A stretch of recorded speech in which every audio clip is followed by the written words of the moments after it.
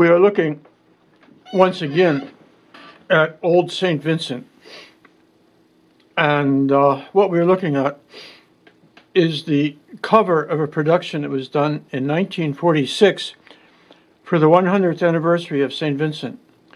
And by that time, the old clock tower had become what I almost hesitate to call iconic, or an icon. And I promised myself in this thing I would not get into a rant on buzzwords, so I'll just say that the old clock tower had become the symbol of St. Vincent, to the point that the college yearbook used to be called the Tower, referring to the old clock tower, which was the central feature of St. Vincent and the thing that most people identified St. Vincent by. That's an etching I did of the tower to kind of give it some form that I could use to communicate with a little bit of color on. Most of the older images of St. Vincent clock tower didn't have color. That's a really good photo of it, and I used that to do that etching from. Up in the tower, up in the top, was not only a clock, there were also bells. There were 3 bells up there. The bigger bell, the Ave Maria bell, weighed 2,240 pounds, which is called a long ton. There were 2 other bells up there, which were used for other purposes.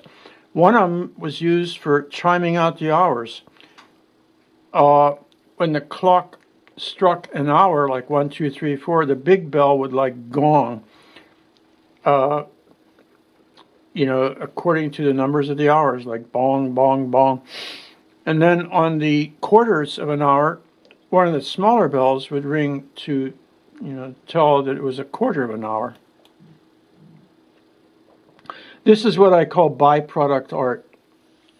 It's something that I did in preparation for doing the etching you saw previously. It's a stencil, which I did with spray paint and then a little bit of color.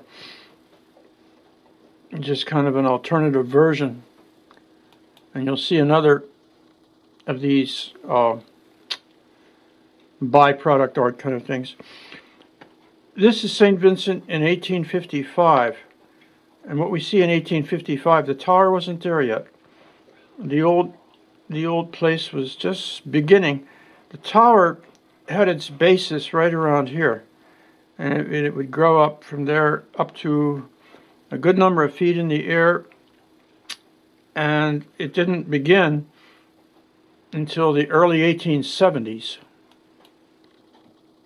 This is another view of St. Vincent in 1887, showing the tower, how it had become the central feature. I mean, it was really the center of the place. It was well positioned. This gives you a sense from out in the fields. You can see here, more or less looking west, the tower up there. And people working out in the fields would listen to that because they would know what time it was. They wouldn't have to have a clock with them. The brothers working out in the fields, they could hear the clock and they would know when it was time to come in for prayer or work, or to come in for, for dinner time, supper time, whatever had to be done. Now here we are looking probably from one of the basilica towers, looking at the old clock tower. The clock in there had a mechanism that was built by F.X. Settlemeyer in Johnstown. And it had a pendulum seemed like the thing was about 9 or 10 feet long. This huge pendulum. Tick, tock, tick, tock. And it kept fairly decent time. Now, what we see here is another tower in the distance. This eventually acquired the name of Sauerkraut Tower, and we will hear and find out why.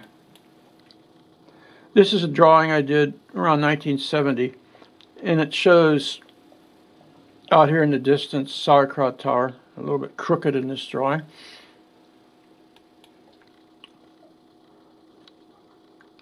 Now here you get a closer picture of Sauerkraut Tower. The brick structure comes up this high, and then on top you see the structure that was wood with metal shingles that housed tanks.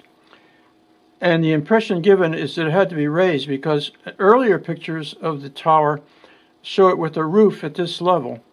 And the towers were probably down here, and eventually they needed more water pressure because the tanks held water that gave water pressure for the whole institution.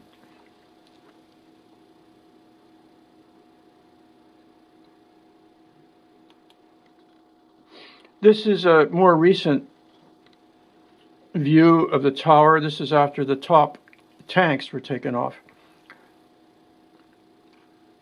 At this point, it came up to about 90 feet. And with the older tanks on it, would have been 106 feet or so.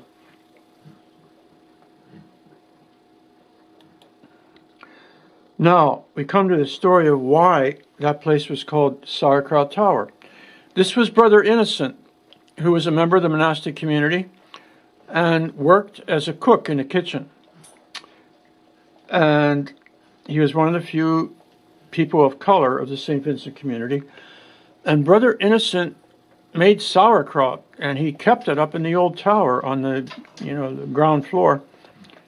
And the story is that's how the place got the name Sauerkraut Tower, because Brother Innocent kept the sauerkraut up there. Now, in addition to keeping sauerkraut up on the top in the tanks, Sauerkraut Tower also kept water. And out in the field past the grist mill, this was one time the pump for one of the deep wells that pumped water up the Sauerkraut Tower. This used to have a shed around it, but at the time I photographed it in the 70s, the shed was gone and it was no longer used. Now what you see here is the reservoir at St. Vincent, beside the machine shop with Leander Hall up here. What I want to point out, this down in underneath here was a thing called sauerkraut cellars. They were accessed through a stairs in the back here. And you could go down in there. You probably still can. And there are vats down in there where sauerkraut was made, surprisingly. Also down in there was a yoke pump that had a steam engine attached to it. This provided water for the boiler house, and probably also put water up in Sauerkraut Tower, although I'm not certain of that and I don't want to pretend that I know. This is a good picture of when the reservoir was being built. Now over here you can see what I was referring to. This was what became known as the sauerkraut cellars.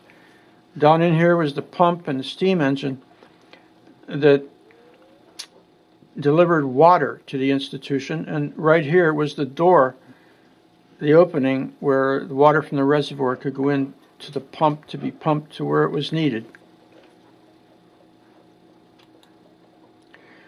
During the course of the building of that reservoir, this was one fine machine, an old steam tractor that was used in building that reservoir. Now, the reservoir and the pumps and the Sauerkraut Tower did not last forever. Right down over the hill, there was one time a mine. It was referred to as St. Vincent's Shaft. It was not a St. Vincent project. I think it was Frick Coal and Coke Company that ran it. And in the 1930s, there was a very unfortunate underground accident where water penetrated through a wall that caused the water table in the whole area to lower, so that St. Vincent no longer could provide the amount of water that it needed to take care of the institution, which meant that by the early 1940s, they tapped onto a municipal system and made Sauerkraut Tower and the other things there unnecessary. This is a drawing I did, 1966, shows Sauerkraut Tower. And a new structure in 1966. There had been a very bad fire in 1963, destroyed a lot of the monastery, and under the new abbot Rembert, this new monastery was built to house the monastery people. This was Abbot Rembert, a drawing I did showing the guy who was abbot in his 60s. And here we see the new monastery built in the 1960s by Tasso Katsalis, a Pittsburgh architect. Some of the monks went into Pittsburgh one time and visited Tasso at his house. And his wife came up with a very, probably from Tasso's point, unwanted comment. She said, Tasso really doesn't design for convenience. He mostly designs for looks. So you could talk to some of the monks and see if they would agree with that. And over here, you can see, right here is, well, that was Sauerkraut Tower.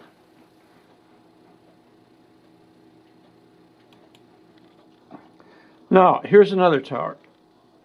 This is a drawing I did about 1970. It is no longer there.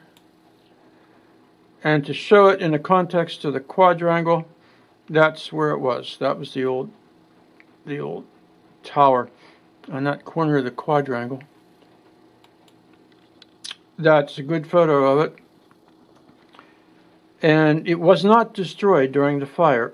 The fire didn't come that far, but for reasons beyond my ken, this whole corner has been removed and is no longer there. I miss the old towers. They seem to be also symbolic of the place. Now, not every towering structure is in a way symbolic or having religious significance or cultural significance. I have this humorous idea that in the future there will be archaeologists who find the remains of our culture and be hypothecating about towering things like this that they find the remains of, and they'll talk about these things being a tribute to the great god of technology or whatever. But we know the truth. We know that stuff like this was just made to create a great big vection current going up that would keep the fires burning in the boiler houses. That's a shot I did of the boiler house. A couple friends of mine out front.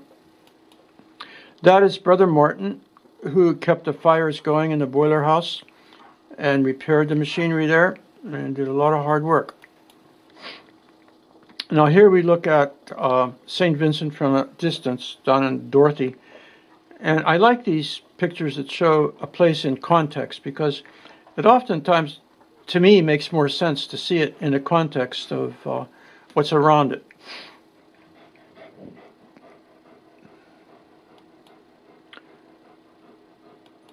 And I believe at this point we've come full circle. We come back to the old clock tower that is no longer there.